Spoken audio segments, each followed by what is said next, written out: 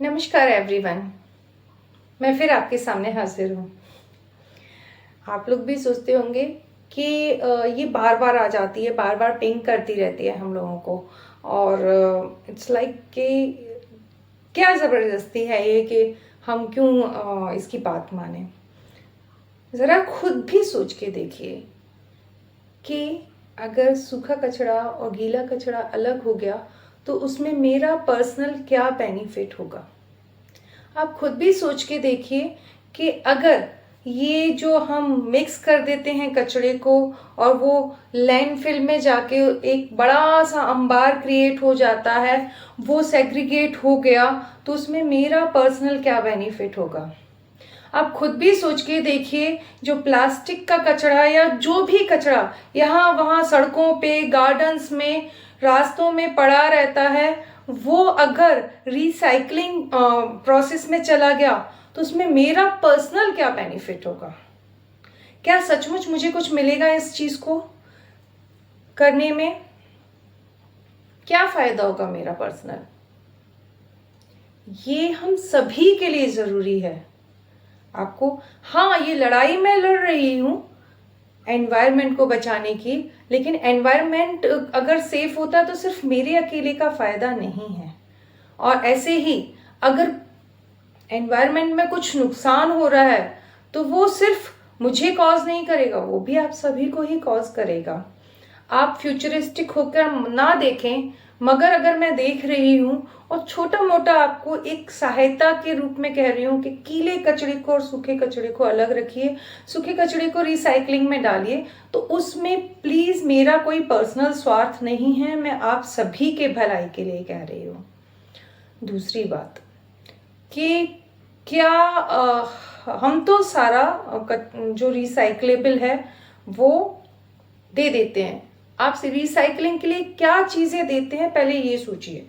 आप जो न्यूज़पेपर का कलेक्ट करते हैं उसको रद्दी बोलते हैं, आप वो रिसाइकलिंग के लिए देते हैं। बड़े बड़े मोटे मोटे गत्ते जो आपके यहाँ निकल आते हैं, जो थोड़ा सा वेट दिखाएंगे वो रिसाइकलर को, वो आप उसको दे देते हैं। स्कूल की नोटबुक्स हुई पुरानी या बुक्स हुई, वो भी आप रिसाइकलर को दे देते हैं।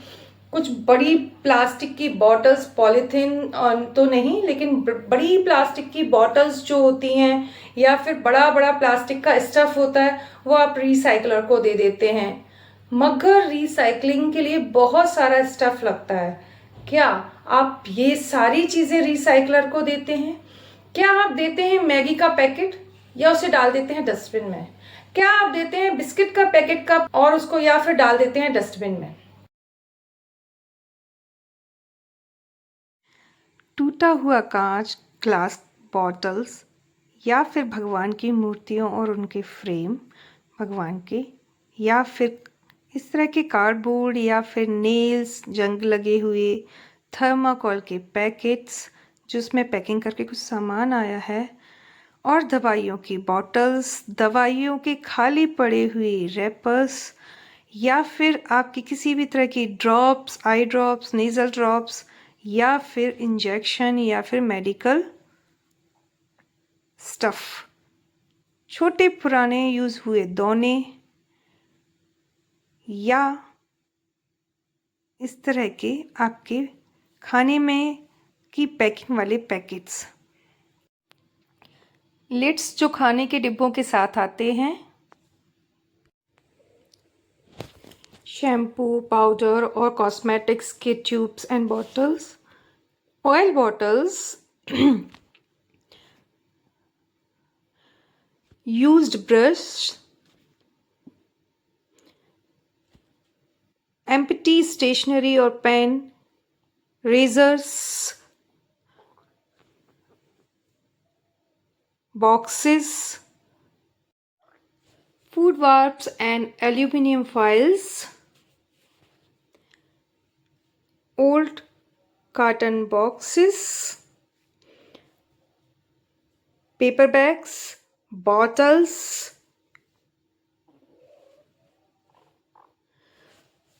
broken plastic stuff like dustpan, bucket and other thing, mugs, Babies stuff like specify and bottles, milk bottle, broken toys, cardboard game, especially Sapsidi, Ludo, these are cardboard games. All type of cloth bags, disposable or permanent, or teared clothes, broken jewelry boxes, used disposable spoons, Maggi packets, sachets,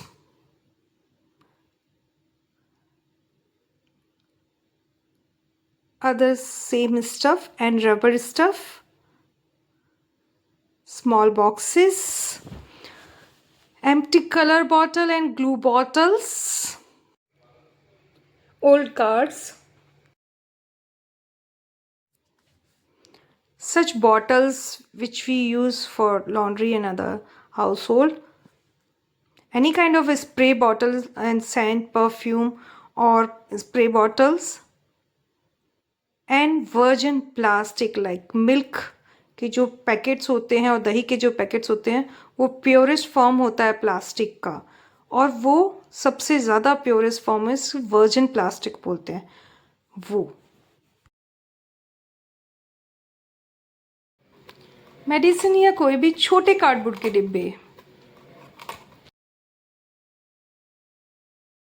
क्या आप recycler को देते हैं Maggi का packet और उसके अंदर के सैचेट, या फिर उसको डाल देते हैं डस्टबिन में? क्या आप अपने बच्चों के खाए हुए बिस्किट्स के पैकेट को डस्टबिन में डालते हैं या फिर कबाड़ वाले को जोड़ के देते हैं? क्या क्या देते हैं और क्या नहीं देते हैं, ये सब हमें हिसाब रखना होगा। देखिए, जो समस्या है वो गीले और सूखे कचरे की ही बहुत ज़्यादा है लैंडफिल में।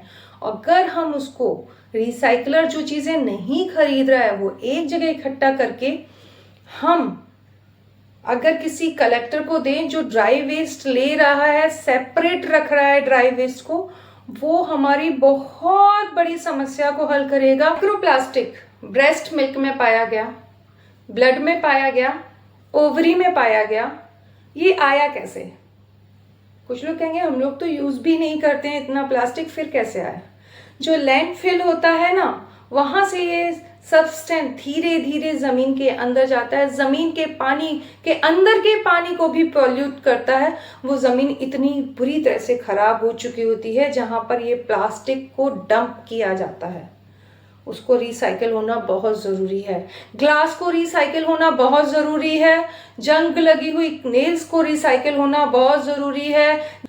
इन दिस रिसाइकलिंग प्रोसेस हमारा फोकस सिर्फ और सिर्फ प्लास्टिक पे नहीं होना चाहिए, टूटे हुए ग्लास पर भी होना चाहिए। ग्लास को रिसाइकिल करना जरूरी है, आयरन को रिसाइकिल करना बहुत जरूरी है। जो जंग लगा हुआ आयरन आप यहाँ वहां फेंक देते हैं, उसको रिसाइकिल करना बहुत जरूरी है। थर्माकोल को रिसाइकिल करना बहुत जरूरी है।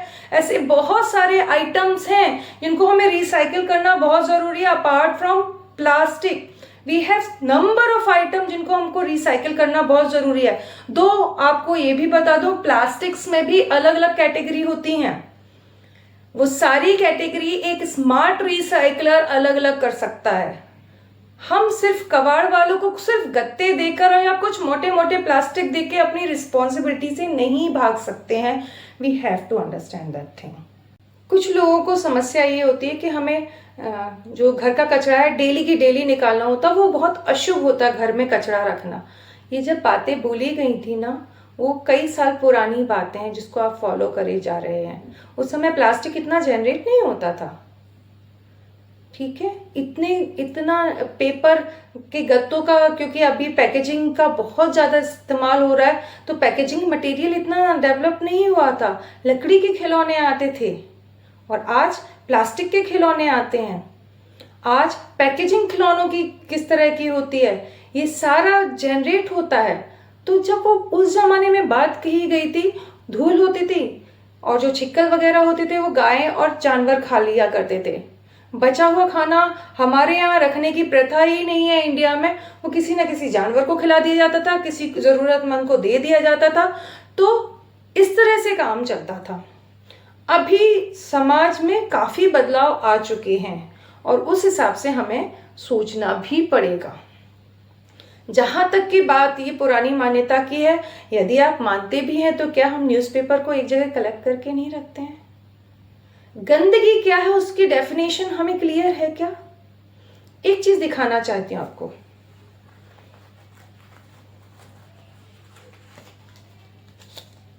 नोट्स 20 के, 50 के, 100 के, जो भी आप समझें, नोट्स कितने हाथों से, कितनी जगहों से गुजरते हैं वो पैसे, फिर भी हम उन्हें संभाल के रखते हैं, फिर भी हम उनको मंदिर में भी चढ़ाते हैं, फिर भी हम उनको सेपरेटली पर्स में या सेफ जगह पे रखते हैं।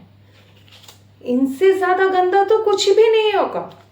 अनहाइजीनिक, टोटली अनहाइजीनिक है, फिर भी हम इनको संभाल के रखते हैं। और जो पैकेट आपके बच्चों ने खाया वो आप सड़क पे फेंक देते हैं या डस्टबिन में डाल देते हैं। गंदा क्या है? ये कितने हाथों में गई हुई चीजें हैं और वो कितने हाथों में गई हुई चीज है। आप खुद ही सोचिए। हमें आज अपने माइंडसेट को चेंज करने की जरूरत है। हमें गंदगी में क्या गंदा है उसका डीपर एनालाइज करने की जरूरत है। Do you sanitise these notes every time when you get? No. तो फिर आप इसको गंदा नहीं मान रहे हो, क्योंकि इसमें मैं आपको डायरेक्ट मनी इन्वॉल्व, मतलब वैल्यू इन्वॉल्व दिखाई दे रही है। तो अगर आपने इस कॉन्सेप्ट को समझ लिया हो कि अगर मनी आप रख सकते हैं तो कुछ दिनों के लिए अपना जो ड्राई वेस्ट है उसको जोड़ के रखिए, ताकि हम उसको जो ड्राई वेस्ट कलेक्टर हैं, जो रिसाइकलर है, उसको दे सकें। उसकी पूरी कोशिश कीजिए। किसी भी गवर्नमेंट को सपोर्ट करने की बात करते हैं तो सिर्फ वोट पे क्यों ध्यान देते हैं? हम अपनी जिम्मेदारियों पे क्यों नहीं ध्यान देते हैं?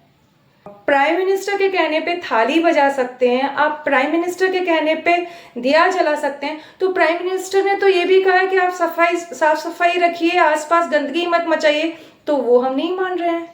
थाली बजाना तो आपका एंजॉयमेंट हो गया था, मगर ये रिस्पॉन्सिबिलिटी है। 5 दिए जला दिए, 10 दिए जला दिए, लेकिन सफाई रखना जो रेगुलर हमारी ड्यूटी है, जो कि हम कर सकते थे कि गीला और सूखा कचरा, वो हमारी ड्यूटी में नहीं आया। क्यों आपने एक ही इंसान के कहे हुए बातों को आसान को चुन लिया और डिफिकल्ट को छोड़ दिया?